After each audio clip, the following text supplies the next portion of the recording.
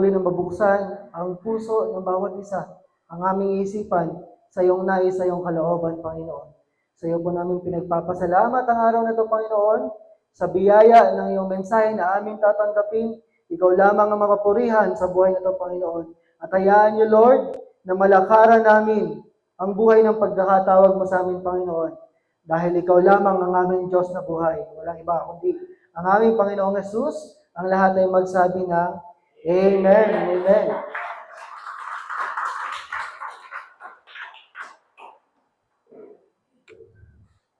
Amen. So patuloy po tayong mag-aaral ng salita ng Diyos.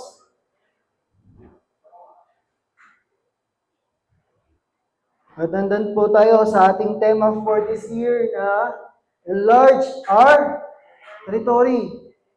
Amen. Sa bawat sandali ng ating buhay, kailangan nakakahakbang tayo sa nais ng Panginoon.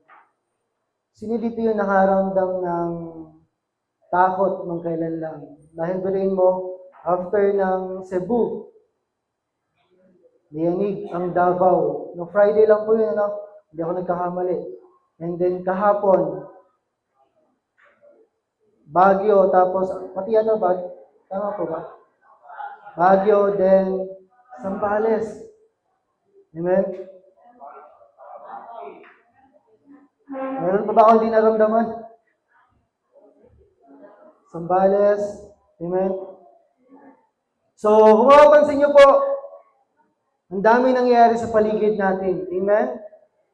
Ang daming sitwasyon, ang daming nagaganap na hindi maganda. Pero alam, ganun pa man, walang ibang pinakamasarap kundi lakaran natin ang buhay na nais ng Diyos. Na sa ating paghakbang, niyayanig mo ng mundo ang buhay mo ay yayanigin ng pagpapala ng Diyos. Amen? Niyayanig mo ng mundo, pero dahil ikaw na nakakilala sa Panginoon, ang buhay mo ay patuloy na iingatan ng ating Panginoon. Kaya ang napakasarap na buhay ay yung buhay na ibinigay natin sa Panginoon. Na kahit anumang sitwasyon mo, Lord, alam ko po na may maganda kang plano sa buhay ko. Amen? At ang buhay na to ay patuloy mong iingatan at poprotektahan. So sa pagpapalawak ng ating teritoryo, pinapaunawa ng Diyos sa atin yung ating tema na Team Jesus. At nandun na po tayo sa letter. Parang may. Ano po, kasi meron tayong advanced class na nasa advanced class si Nanay Norma. So, nasa A pa lang tayo. Okay? A pa lang, double check naman. Ganyan dapat ang Kristiyano, excited, advanced, amen. Pagdating sa Panginoon, hindi yung lulugo-lugo, kailangan, anong tema tayo? Nasa S na po tayo. Okay, kung may reklamo po kayo, mamaya, andyan sa office, si Pastor Remy, makipag-usap na natin. Nasa letter A pa lang, A pa lang. Kaya dahil ang tema natin sa letter A ay yung accountable church sa Hebrews 4:13. Diba? Pinakita sa atin ng Diyos na wala tayong maitatago sa Kanya. Walang lihim na hindi pwedeng kita ng Diyos. Lahat ng ito ay ihaharap natin sa Panginoon. Kaya ang bawat isa sa atin, ang iglesia ng Diyos ay may pananagutan sa Kanya. Amen? Kaya kung anong ginawa mo sa buhay mo, isang araw, haharap ka kay Lord. Lord, nabisi ako, sorry. Kakascroll sa FB. Hindi. Haharap tayo sa Panginoon. Kaya kailangan maunawaan natin na tayo ay may pananagutan sa Panginoon. Kaya nga kung may katabi ka, masarap eh. Bakit? Yung katabi mo, pananagutan mo yan kay Lord. Amen? Ilan yung biblical accountability yung pinag-aralan natin last Sunday? Safe na sagot. 5, di ba? Sa lahat ng accountability na yun, mahalagang maunawaan natin yung nais ng Diyos sa buhay natin. Kailangang malakaran natin. So ngayong umaga po na to, ang teksto na binigay sa atin ng Panginoon bilang pasimula sa ating pag-aaral. Kasi lahat sa atin may pananagutan sa Panginoon. Amen? Kaya hindi pwedeng, bahala na, bukas na lang, saka na lang ako magsisimba. What if wala nang bukas? Diba? What if wala nang next week? Kasi hindi natin alam kung hanggang kailan ang buhay natin. Amen? Ang davao at hindi ng pagyanib na naramdaman nila. Mapapanood yung mga video, di ba, yung mga estudyante. Ang buhay nito ay papalapit na ang araw ng pagdating ng ating Panginoon. Kaya kailangan maunawaan natin yung pananagutan natin sa Panginoon. Nung minsan po, nung Friday, may kwento ko lang saglit patungkol sa pananagutan. Na-remind ako ni Lord. Sabi, dahil sinelebrate namin ng Friday yung Teacher's Day, yung mga professors, pinakain namin sa may bypass, Laridel. Doon sa JJ's Lechon Belly. 170 lang, only rice na. Dati daw 120 lang. Sabi ko, sulit yun sa kabataan, 120 lang, only rice, tas Lechon Belly. Tapos sa tikman ko yung lechon, sarap. So habang kami kakain na, nag-pray si Pastora Griselda. Sabi niya, Lord, salamat po sa pagkakataon na to. Salamat sa aming mga professors. Dalangin namin, Lord, na patuloy mong gamitin ang aming buhay. Humaba pa ang paglilingkod namin sa iyo. Tapos naisip ko, kinakain namin lechon. Kung pwede lang kaming kalabitin ni Lord, oy. Yung kinakain mo, Kaya bago umuwi, may naramdaman na ako. Sabi ko, tama na, hanggang 2 rice lang ako. Kasi iba na yung nararamdaman ko. Meron ng umaano na yung utak ko. Kaya, sa bawat gagawin natin, meron pananagutan tayo sa Panginoon. Amen? Tapos mamaya, makikita na niyo naman ako, may coke. Okay, ang teksto ng mensahe po natin, ang simula. Ang sabi po dito in Proverbs 27:23 sa NIV, sabi po dyan, be sure you know the condition of your flocks. Give careful attention to your herds. Yan. Ito ay isang paalala ni Haring Solomon, if I'm not mistaken. Patungkol sa kondisyon ng kanilang buhay, ng kanilang mga ginagalawan, ng ang kanilang mga kahayupan ng panahon na yon. Kasi yun yung isa sa common na way of living, pag-aalaga ng mga iba't ibang hayop. Okay? Ang sabi sa Tagalog, alamin mong mabuti ang kalagayan ng iyong mga kawan. At tingnan mong mabuti ang iyong mga hayupan. Amen? Dito, nagkakaroon ng panawagan ng Diyos na kung ano man yung pananagutan natin, hindi tayo pwedeng makampante. Amen? Sa buhay ng mga bata ngayon, kahit yung maliliit, sila Gab-Gab, sila Rihanna, yung kahit, akala mo, YouTube Kids, pang bata, pero meron doon makikita mga hindi magandang panoorin. Kaya kailangan, hindi tayo pwedeng makampante.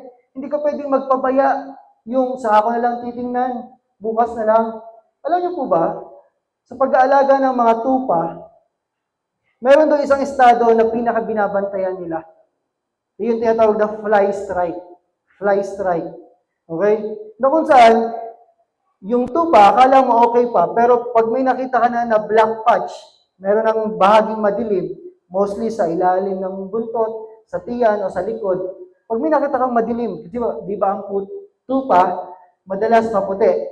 Okay? Pag may black patch na doon, ang tinatawag na fly strike, yung mga langaw, yung mga botflies na tinatawag, nag-iitlog sa loob ng sa ilalim ng balahibo ng mga tupa. Kaya hindi nakikita, hindi napapansin. Tapos pag nag-itlog yon, yung mga maggots, yung mga uod, unti-unting kinakain yung laman ng mga tupa. Unti-unting sinisira at unti-unting pinapatay yung mga tupa.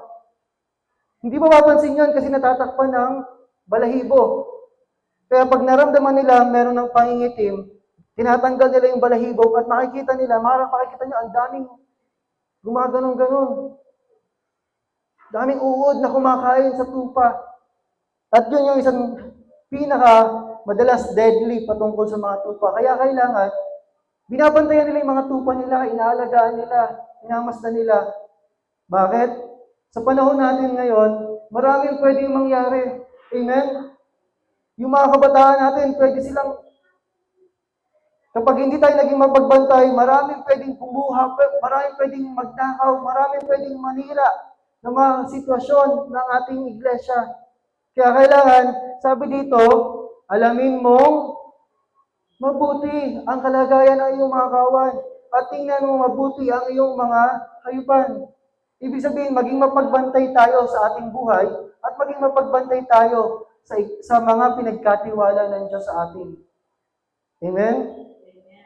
Halimbawa, alam mo ba yung pinagdadaanan ng iyong katabi? Si Ate Weng, walang katabi. Ayan, may katabi na po kayo? Yeah? Minsan, akala mo nakangiti lang yan, pero deep inside, marami na palang dinadaanan. Amen? Kaya sabi dito, maging mapagbantay tayo, alamin mo mabuti. Sabi ko nga, Lord, bilang bago sa paglilingkod, hindi kasi simple yung ministry, amen? Lalo na yung mga inaalagaan na. Sabi ko, Lord, sana patuloy niyong gamitin yung buhay na ito. Magawa ko lagi yung tama. Kasi, halimbawa, pag may leading sa akin si Lord, tapos yung pinagpabukas ko, meron na palang kailangang gampanan. Katulad po ng lingkod ng Diyos, si Haring Solomon. Di ba? Sabi niya sa Panginoon, ako yung musmos pa lamang at walang karanasan. Nung mahal na mahal niya si Lord, bigla siyang kinausap ng Panginoon.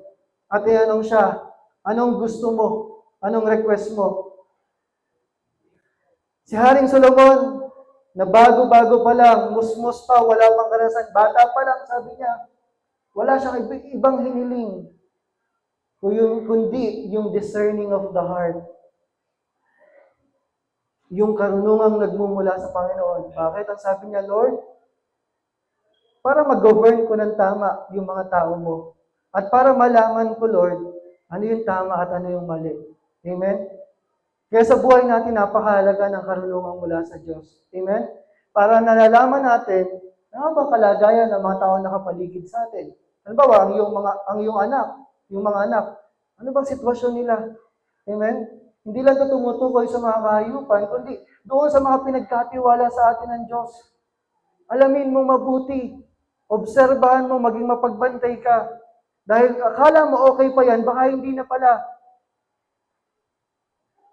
Walang overnight na nangyari. Halimbawa, yung isang kapatid natin biglang nalayo, hindi yun overnight. Unti-unti yung inaatake ng kaaway hanggang isang araw. Bumitaw. Nalulong sa droga yung isang kabataan. Hindi yun overnight na mag-drugs na ako ngayon. Hindi. Unti-unti yun napapasama sa maling barkada. Unti-unti na-influensyahan hanggang sa isang araw. Yung kahit alam niyang hindi okay yun, nagagawa na niya. Amen? Kaya dito sa ating pag-aaral patungkol sa pananagutan ng iglesia, mahalaga pong maunawaan natin na ang biblical accountability ay hindi isang burden, hindi isang pasanin. Amen? And Lord, ba't ba ako inuutusan? Ba't ba kailangan mo pang gawin to? It is a divine gift. Ito ay banal na kaloob ng Diyos. Bakit? Para saan? Kasi kung humakbang ka sa Panginoon, yung divine gift na to, yung responsibility mo, yung accountability mo kay Lord, iyan yung magtutulak sa'yo para mas lalo pang mapalapit sa Diyos, para mas lalo kang lumago, magkaroon ka ng spiritual maturity, at mas lalo mong magawa yung kalooban ng Diyos. Amen? Kaya halimbawa, nung Friday, wala si Sister Rosel. Ang youth ng merkado, napunta kila Tita Ina. Amen? Kamusta ang experience? Magulo po. Hinihintay ko maring masaya po.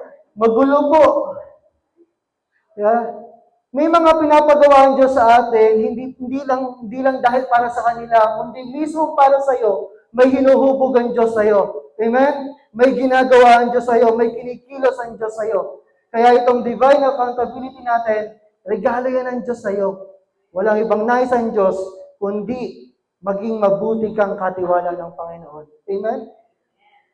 Kaya po, ang topic natin ngayong umaga sa ating pag-aaral ay yung tinatawag na building an accountable church. Pagbuo ng isang may pananagutang iglesia. Ang biblical accountability, mahirap gawin na mag-isa lang. Ay, si Lord naman nag-check sa akin. Kailangan natin yung isa't isa para mas lalo nating malakaran yung gusto ng Diyos. Kaya kung makapansin niyo sa picture, Hawak kamay. Ilang tao yung nagtutulong-tulong, ilang tao yung magkakakonekta. Diba? Sa pagbuo ng accountable church na isang iglesyang may pananagutan, halimbawa, yung iglesia natin, may pananagutan tayo sa Panginoon na dapat natin gawin yung ibinigay na tungkulin sa atin ng Diyos. At yung programa ni Lord, yung mga programa ni Lord, halimbawa sa December, meron tayong pamaskong handog, tungkulin natin yung kay Lord, kailangan tulong-tulong tayo. Amen? Hindi lang yung mga leaders, kundi lahat tayo sama-sama nakikilos at gagawa. Dahil makakamit lamang natin to kung tayo ay sama-sama at tulong-tulong sa buhay ng lalakaran natin sa Panginoon. Amen? Tanungin mo yung katabi mo, kaisa ba kita?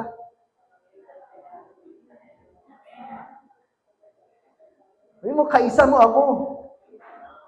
Amen? Gagalaw tayo para sa Panginoon. Maraming papalanas ang Diyos sa atin. Bakit? Dahil ang accountable church, kailangan tulong-tulong sama-sama. Kaya sabi dito, ang paalala ni Peter, in 1 Peter 4:17, bakit kailangan natin bumuo ng isang accountable church?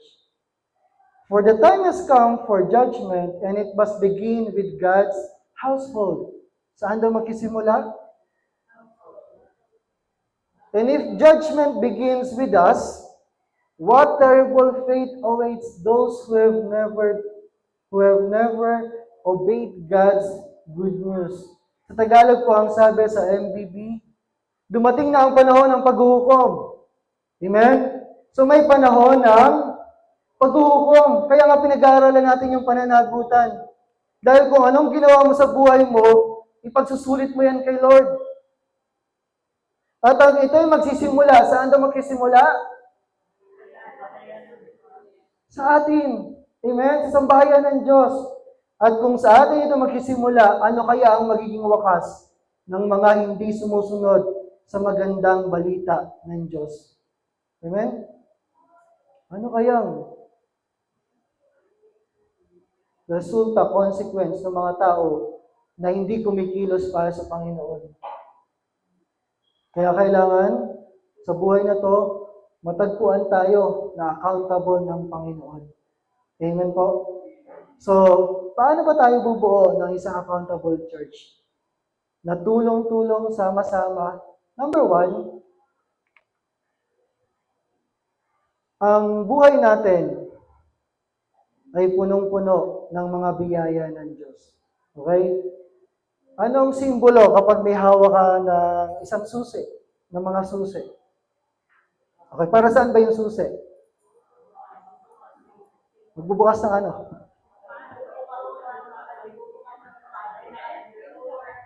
Lahat ba ng tao may susi? Ano ba, si Debdeb, pwede ba yung bigyan ng susi na? Si Pau Pau. Paano, alam ba, binigyan ka ng magulang mo ng susi tapos nawala mo, ano mangyayari sa'yo?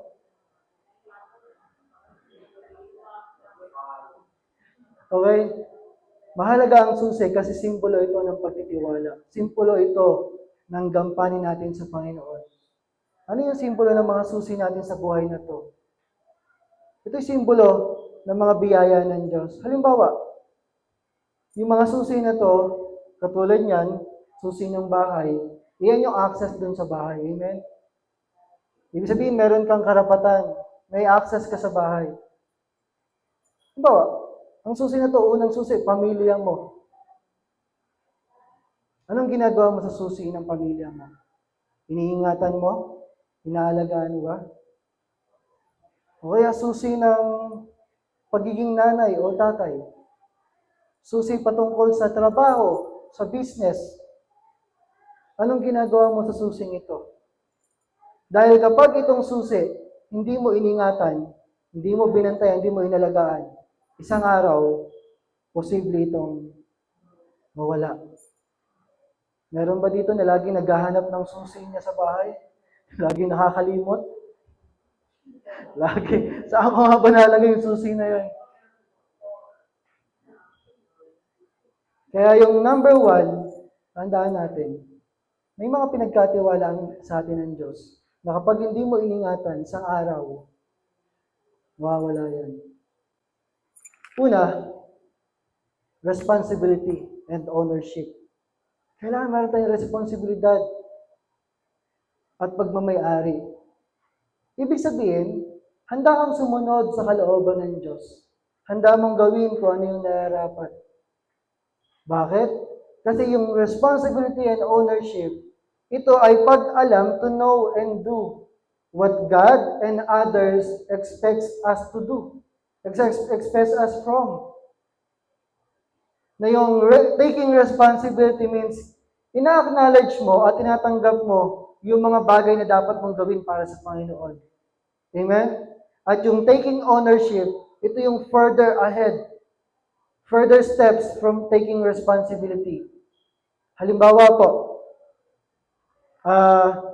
may isang bata dito, si Gabgab. Nakita mo patawid ng kalsada. Normally, dahil tayo ay kasamahan ni Gabgab, anong gagawin natin? Siyempre, hahayaan lang natin siya. Mali. Hindi.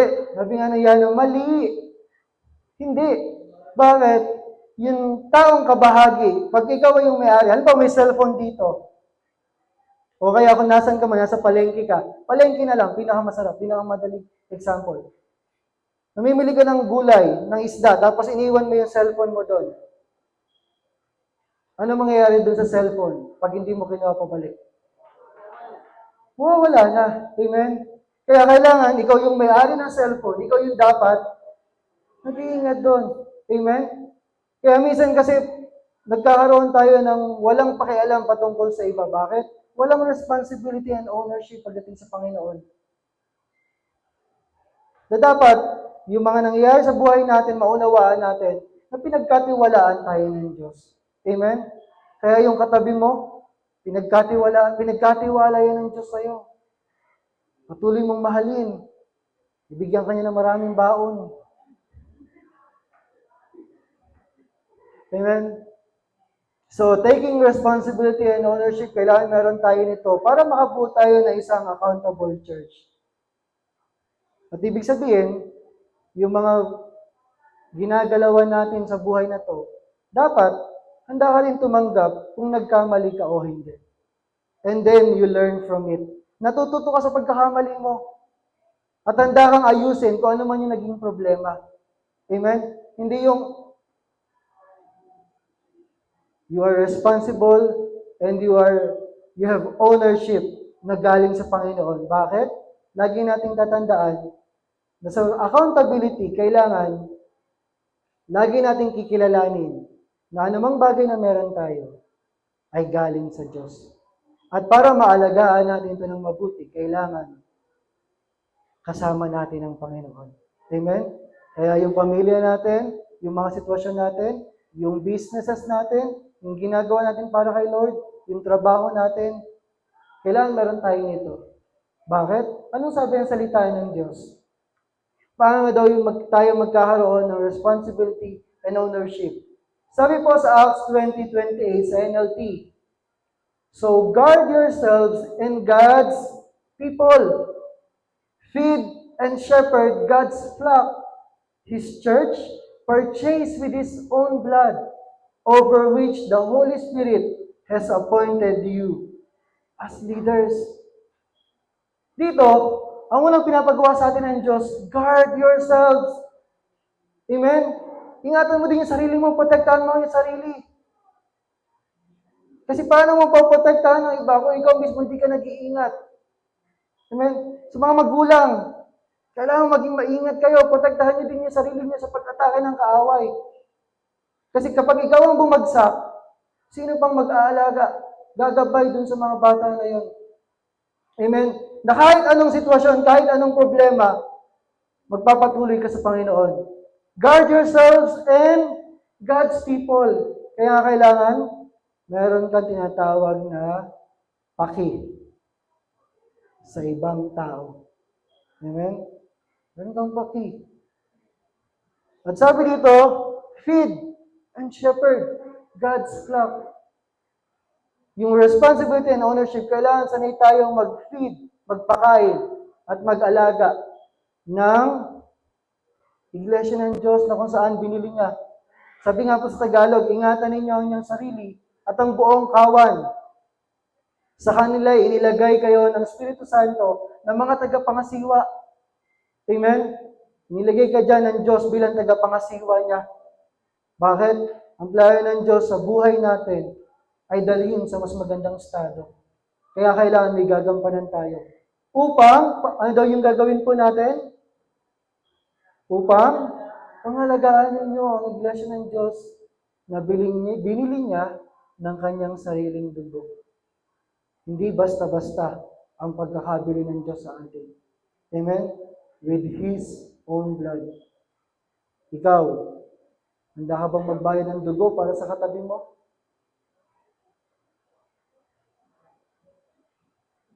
Ano ba, kailangan ng 3 kilong dugo. Pag si Tita Vivian ang nagbigay, wala na. All out na. Sagad na po. Ano ibig sabihin? Si Jesus, ginawa niya lahat para sa atin. Kaya bilang ikaw anak ng Diyos, inaasahan ng Diyos na ibigay mo rin yung buhay mo sa paglilingkod sa Panginoon. Amen? Dahil ang bawat sa atin ay mahalaga. Sabi nga ni Teacher Kim kanina, Teacher Karen, sa isang araw, meron tayong ilang minuto. Sa isang araw.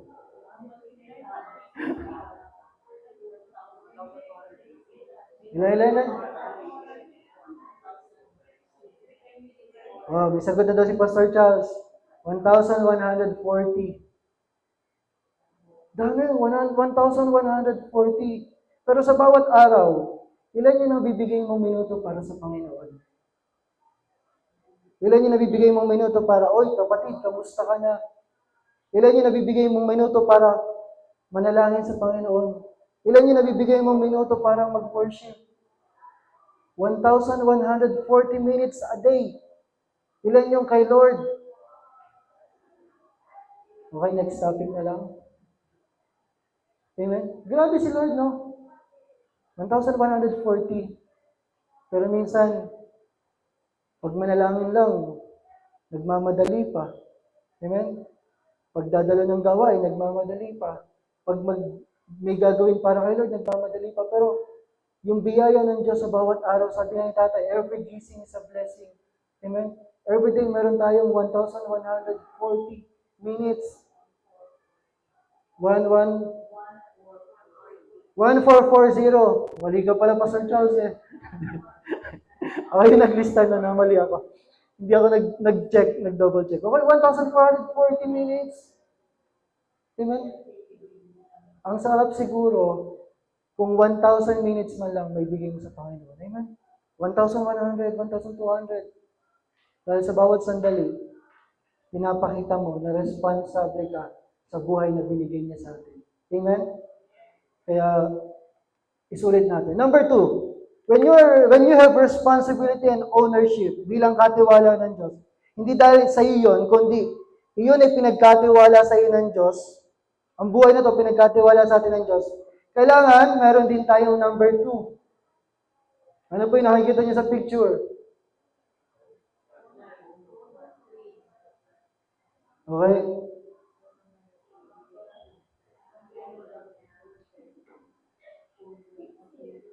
Serious na. Okay. Sa buhay paglilingkod natin sa Panginoon, kailangan, habang tumatagal ka kay Lord, mas nagiging rooted ka sa Panginoon. Mas nagiging maugat ka kay Lord. Amen. Nanay ko, isa yan sa concern niya eh. Dumadami yung mga ugat niya sa varicose veins. Kailangan kay Lord tayo nagiging maugat. Para kahit anumang dumang bagyo, diba? Kasi yung number 2, bilang isang anak ng Diyos, bilang isang Kristiyano, kailangan meron ka nito. Integrity and maturity. O yung integridad at kahinugan. Amen? Na kahit anumang mangyari, nakatayo ka sa kalooban ng Diyos. Hindi yung nagkaroon ng problema, natangay na yung puno mo, nagkaroon ng sitwasyon, nagkaroon ng magandang alok sa labas, natangay ka na. Hindi. Ang maturity, kahit anong mangyari, nakatayo ka sa kalooban ng Diyos. Bakit? Dahil pinatibay ka na niya. Amen? May resulta ang ginagawa mo sa Panginoon. At yung integridad, kahit saang anggulo, Kristiyano ka. Mapaharap, mapatagilid, mapatalikod, Kristiyano ka. Bakit? May mga tao, Kristiyano sa church, pag Sunday, pagdating ng Monday, wala na. Kristiyano sa church, pagdating sa bahay, dragon na. Kristiyano sa church, pagdating sa workplace, wala na. Amen? Tandaan natin, maraming tukso sa paligid. Kahit saan ka mapunta, dapat meron kang integridad, nanatili kang tapat sa Panginoon. Amen? Nanatili ka sa panawagan ng Diyos sa iyo, na ikaw ay isang anak ng Diyos. Amen? Kaya nga sabi ng salita ng Diyos, paano tayo magkaroon ng integrity and maturity? In 2 Corinthians 8:20 and 21, sa New Living Translation, we are traveling together to guard against any criticism for the way we are handling this generous gift. We are careful to be honorable before the Lord, but we also want everyone else to see that we are honorable. Sa Tagalog, ano pong sabi? Nag-iingat kami upang walang masabi ang sinuman tungkol sa pangangasiwa namin sa masaganang kaloob nito. Ang layunin namin ay gawin kung ano ang marangal, hindi lamang sa paningin ng Panginoon, kundi maging sa paningin ng mga tao. Ang isang anak ng Diyos, nag-iingat. Amen? Bakit? Dahil meron tayong integrity sa Panginoon. Na kahit saan ka mapunta, kilala kang Kristiyano. Amen? Hindi yung Kristiyano ka dito, pagdating sa bahay, naririnig kang nagpuputo magsinta. Kailangan alagaan natin yung ating relasyon sa Panginoon at alagaan mo yung pangalan mo na dala-dala mo ang pangalan ng Panginoong Yesus. Kaya ka Kristiyano. Amen? Nag-iingat tayo at yung layunin natin everyday, ang goal natin ay gawin kung ano ang marangal. Gawin kung ano ang tama. Gawin kung anong nais ng Diyos sa harapan niya at sa harap ng mga taong nakapaligid sa atin. Amen? We need to do what is honorable before God and before men. Paano natin ito gagawin, mga kapatid? Ang sabi ng Ephesians 4:25, therefore, each of you must put off falsehood and speak truthfully to your neighbor, for we are all members of one body. Sa Tagalog, dahil dito, itinakwil na natin ang pagsisinungaling. Meron pa ba dito yung, pag may naghanap sa akin, sabi mo, wala ako. Pag may naniningil, yung wala ako. Sabi niya, itakwil na natin ang pagsisinungaling. Ano mang gawa ng kaaway, huwag nating panatilihin sa ating mga buhay. At tayong lahat ay magsabi ng totoo sa isa't isa. Amen? Na kahit kanino ka maharap, iisa lang yung sinabi mo at sinabi mo lamang kung ano yung totoo, ano yung tama. Nagsasabi ng katotohanan. Sabi nga ng GMA, di ba? Katotohanan ang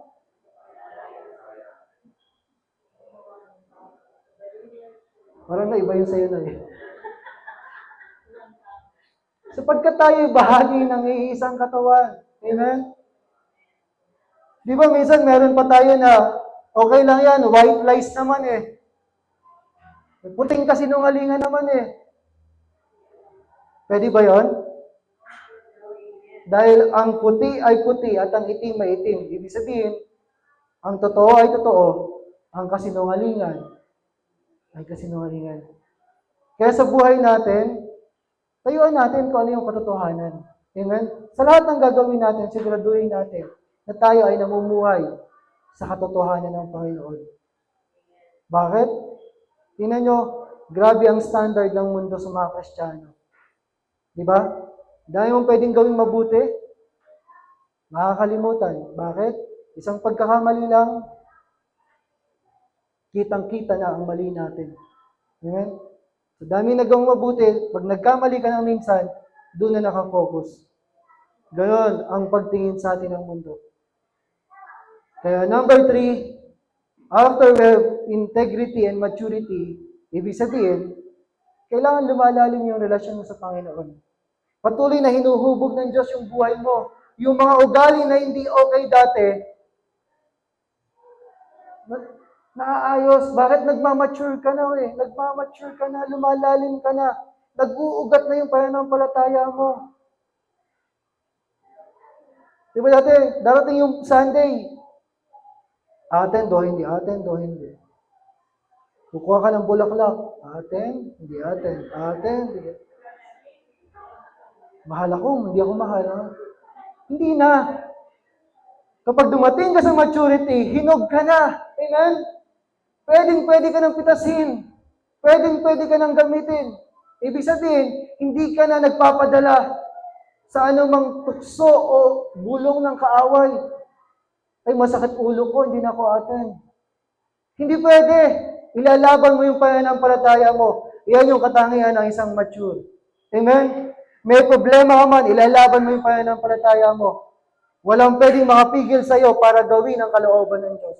Walang pwedeng makapigil sa iyo para tayuan kung ano ang katotohanan ng Diyos. Amen? Bakit? Dahil ito yung nagpapahinog sa atin. Kaya mahirap pag on and off eh. Attend, hindi, attend, hindi. Hindi malaman ni Lord kung kailan ka mahihinog. Lagi ka na lang maasim pa. Parang napuro ka na, kakahintay sa'yo ni Lord. Attend, hindi. Kailangan nagpapatuloy. Amen? Bakit? Iba yung buhay ng merong maturity. Iba yung makikita mo, iba na yung gagalawan sa Panginoon. Amen? Kaya kailangan maingat tayo, makita yung integrity sa atin. Nag-iingat, iniingatan natin, hindi lang yung pangalan natin, kundi iniingatan natin ang pangalan ng Diyos na dala-dala natin. Amen? At number 3, to be accountable, para makabuo tayo ng isang accountable church, kailangan we are good steward. O meron tayong good stewardship. Mabuting katiwala ka. Amen? Mabuting katiwala ka ng Diyos. We do what is right. Ginagawa natin yung tama. We give what is needed. Binibigay natin kung ano yung kailangan.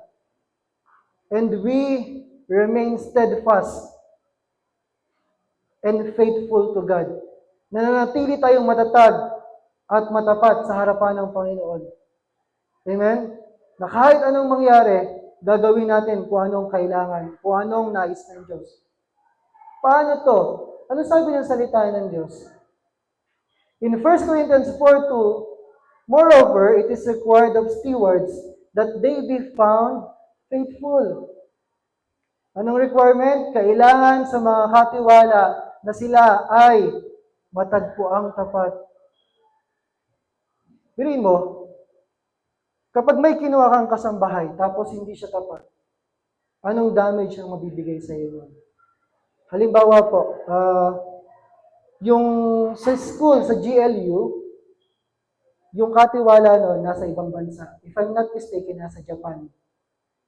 Yung may-ari pala, ng bahay, ng building na inuupahan ng school. So siya, meron lang siya mga katiwala na nag-check.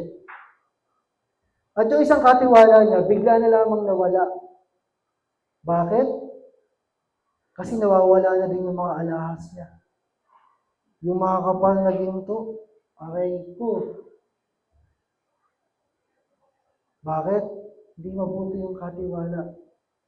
Alam niyo, minsan, na-realize ko, ganun din tayo sa Panginoon. Bakit? Minsan kasi ninanakawan din natin ng Diyos. Ninanakawan sa oras. O anak, mag-pray ka na. Lord, bukas na lang, pagod na ako.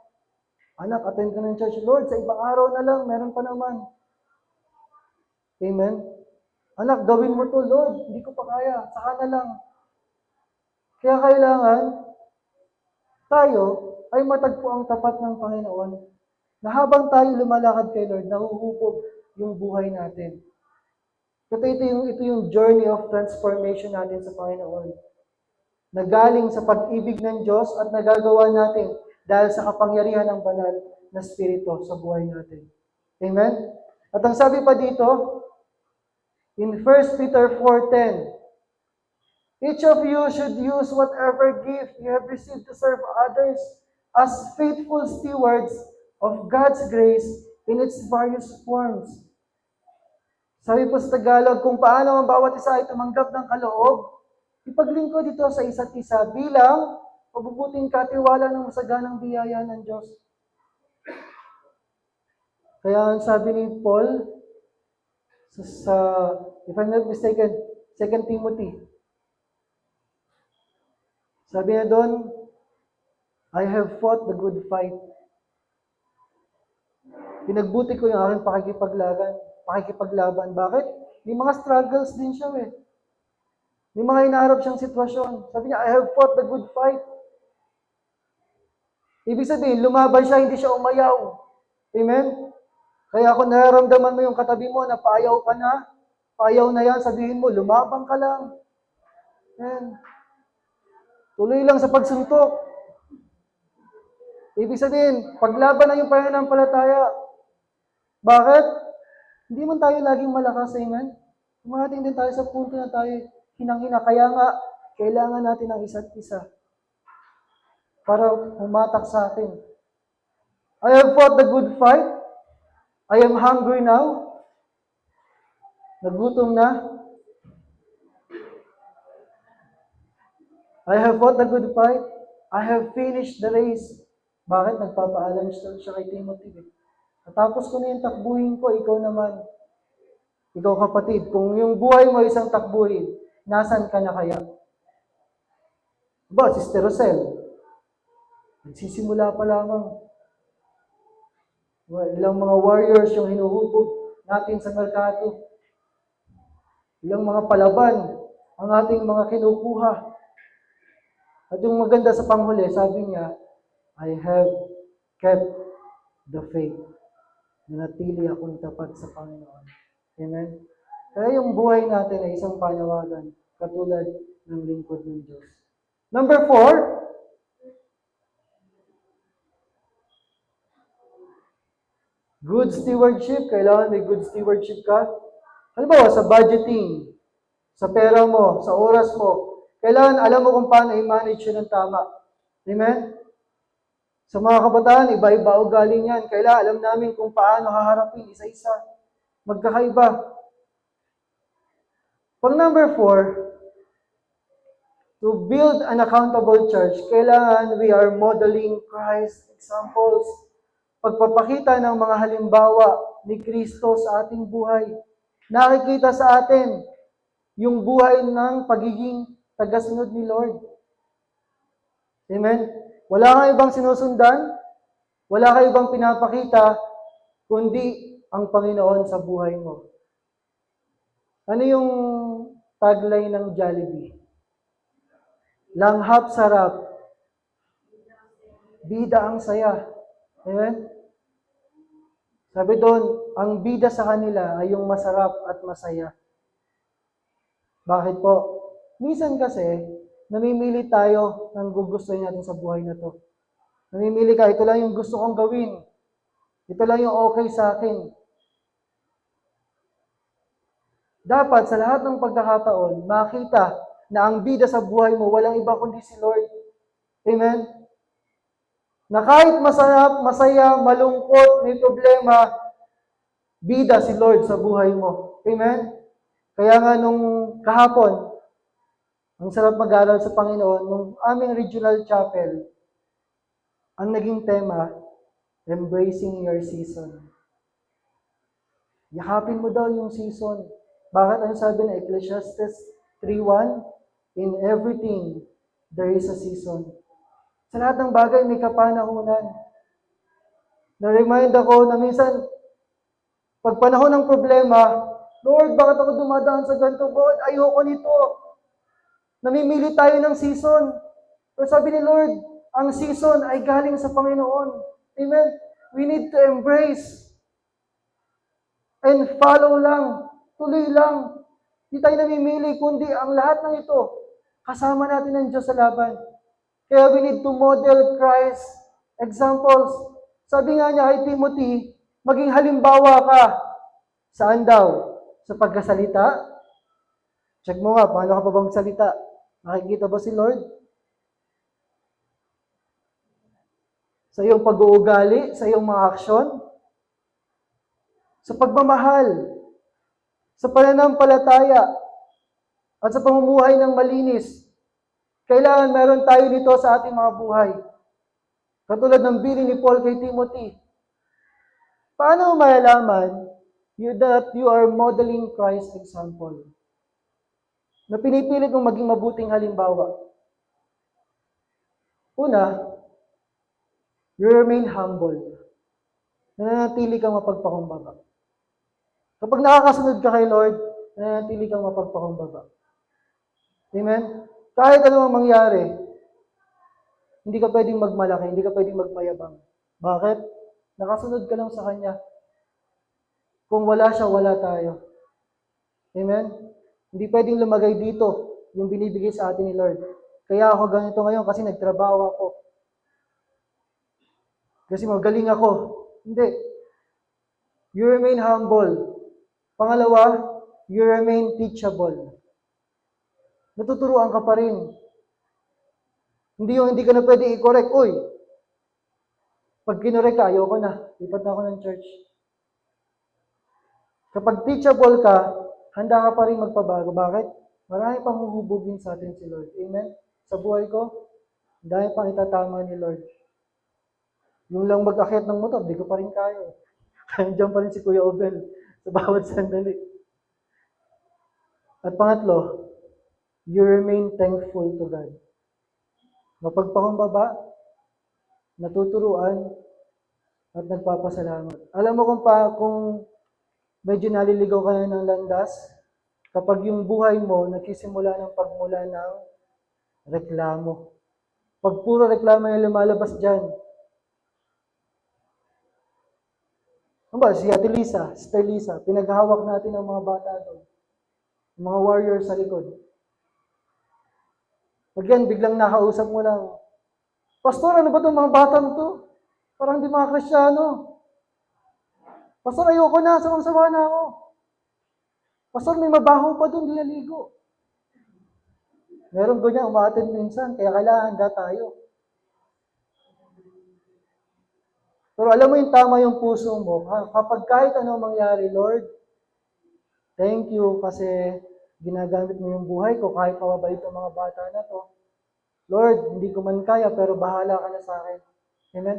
Pero kung lumalagay na dito, saka dito, ay reklamo, alam mong nalilihis kayo ng landas. Kailan ka huling nagreklamo? Next question na lang. Sa bahay. Minsan ang bahay, pinupuno natin ng reklamo, hindi. Punuin natin ang salita ng Diyos. Amen? Instead na magreklamo, umawit ka ng papuri sa Panginoon. Magdeklara ka ng magagandang bagay. Amen? Paano natin ito magagawa? Ang sabi ng salita ng Diyos in Colossians 3:16, let the message about Christ in all its richness fill your lives. Ang ganda sa New Living Translation. In all its richness, let the message about Christ fill your lives. Amen? Teach and counsel each other with all the wisdom He gives. Sing songs and hymns and spiritual songs to God with thankful hearts.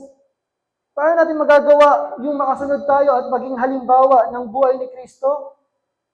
Ang sabi ng Colossians 3:16, ang salita ni Kristo ay hayaan niyong lubusang manatili sa inyong puso. Kaya kailangan nagbabasa ka ng salita ng Diyos. Kasi ito yung mananatili dapat sa buhay natin. Amen?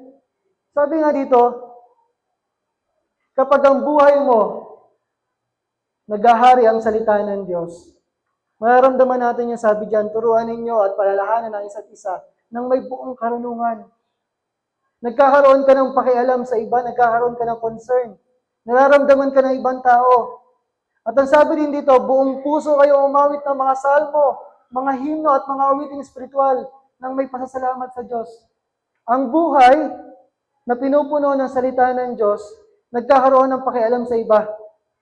At yung puso niya, nag-uumapaw ng papuri. At yung puso niya, nag-uumapaw ng pasasalamat. Ba, ang sarap na ang buhay mo, pinupuno mo ng salita ng Diyos. Amen? Sino dito nakapagbasa ng devotion kayo ng umaga? Pwede naman mamaya. Pero mahalaga, wag natin kalilimutan. Ito yung sekreto natin. Amen? Ang salita ng Diyos. Para masundan natin yung pagiging halimbawa ng Panginoon. At panglima, ito na po ang magtatapos. So number 5, alam mong nagiging accountable ka na. Imaginin mo, darating sa punto si Gabgab na nanalangin ng ganyan.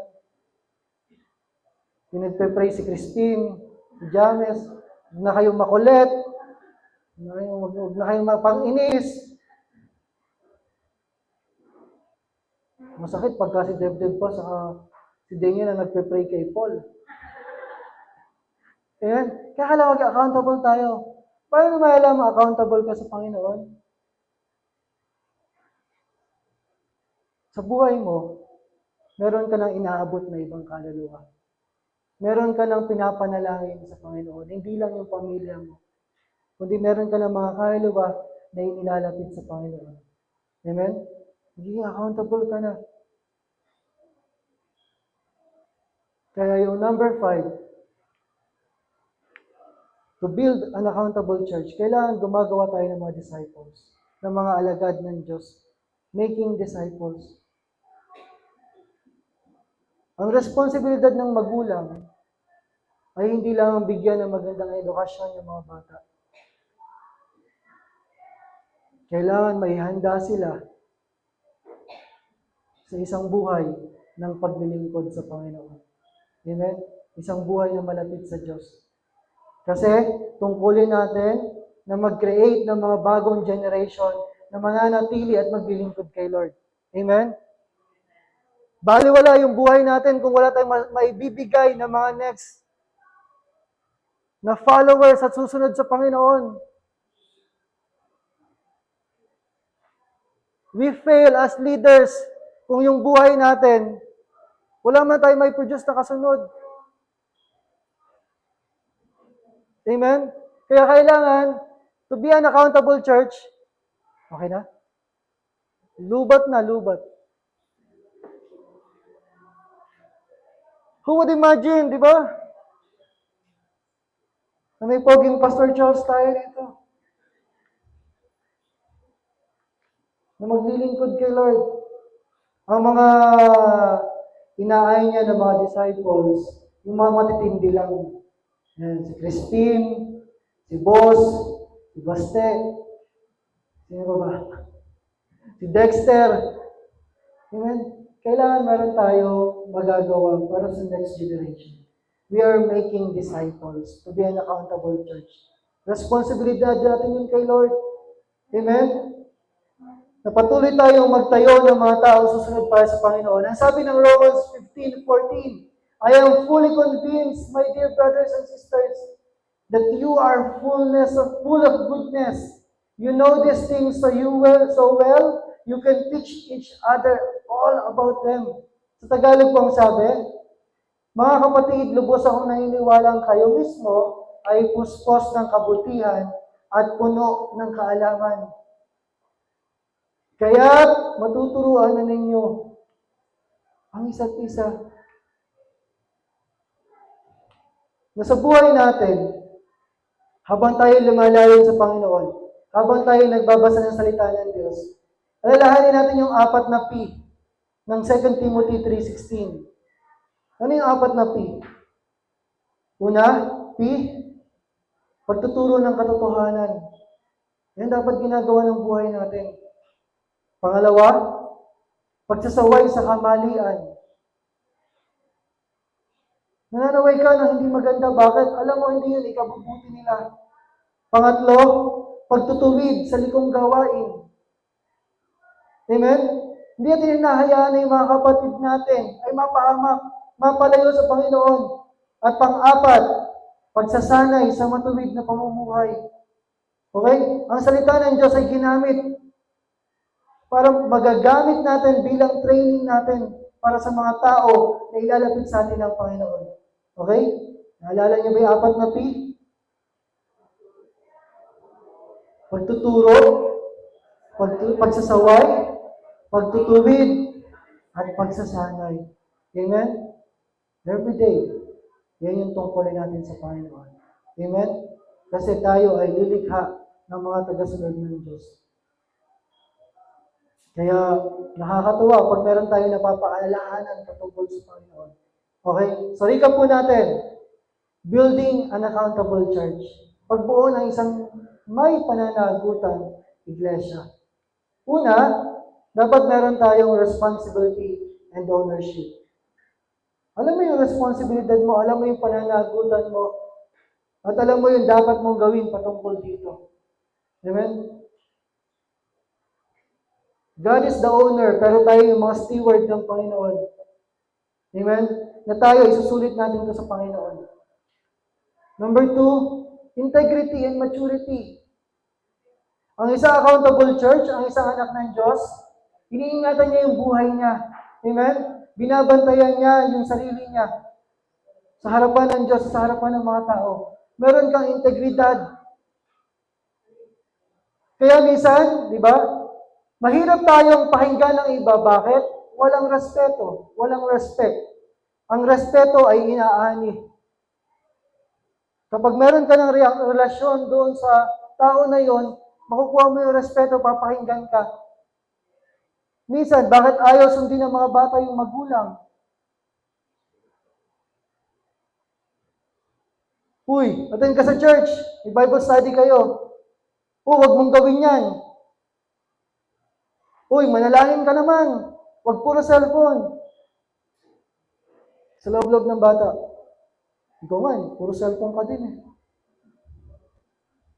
Kaya hindi makuha yung respeto. Bakit? Hindi makita sa buhay. Amen? Kaya para maging mabuting katiwala tayo, pamuhay natin. Sabi nga ng number 3, good stewardship. Pero meron tayo yan. Mabuting katiwala. Sino dito yung may panahon lang na na-addict din sa pag-order sa Shopee, sa Lazada, sa TikTok? Wala? Isa lang umamin dito sa congregation na to? At baka daw makita ni Ato.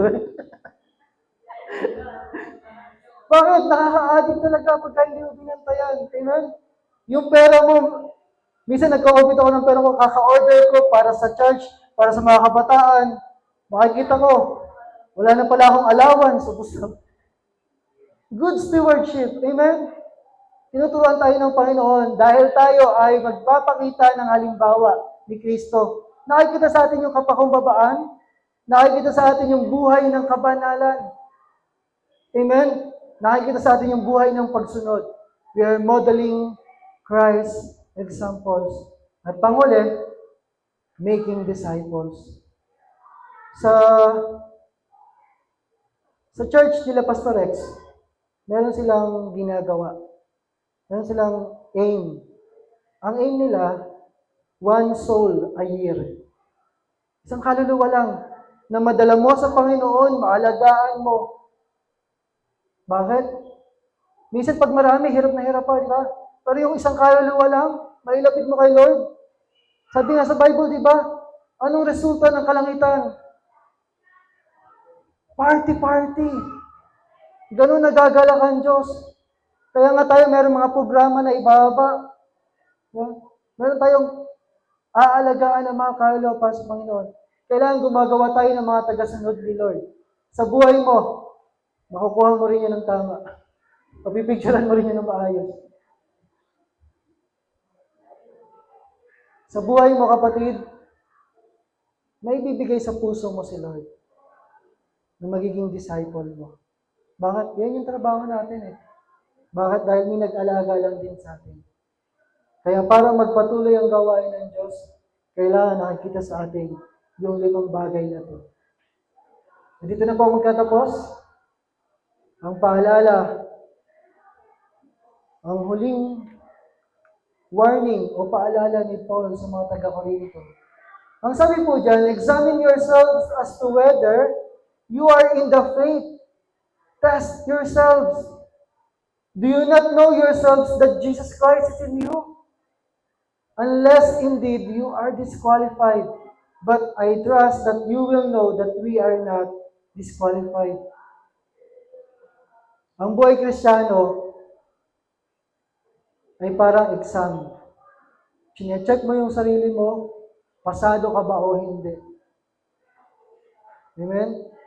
Mahirap, at the end of the day, kala mo okay ka, pero yung exam mo,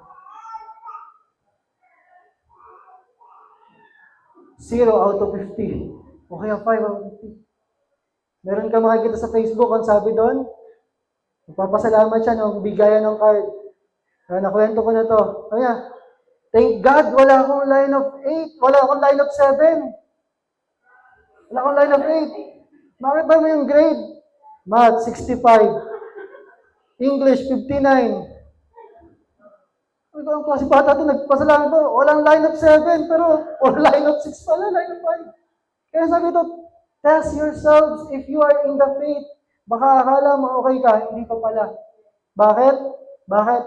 Dahil inaasahan ng Diyos na yung ginawa niya, ipagpapatuloy mo rin. Ano man yung sitwasyon mo, inaasahan ng Diyos na magiging kabahagi ka sa gagawin ng iglesia nito. Amen? Kaya sabi sa Tagalog, siyasatin ninyo ang inyong mga sarili kung kayo'y nasa pananampalataya. Subukan ninyo ang inyong mga sarili. Hindi ba ninyo nalalaman na si Yesu Kristo ay nasa inyo, malibang kayo'y nabigo sa pagsubok? Ngunit ako'y umaasa na kami ay inyong matatagpuang hindi nabigo. Amen? So, hindi lang yung mga estudyante yung nag-review, nag-check, nag-exam. Dapat ang Kristiyano, sinecheck mo rin, Lord, okay pa ba ako o hindi na? Amen? Dahil tayo ay may pananagutan sa Diyos. Amen? Palakpakan nga po natin ang Diyos na buhay.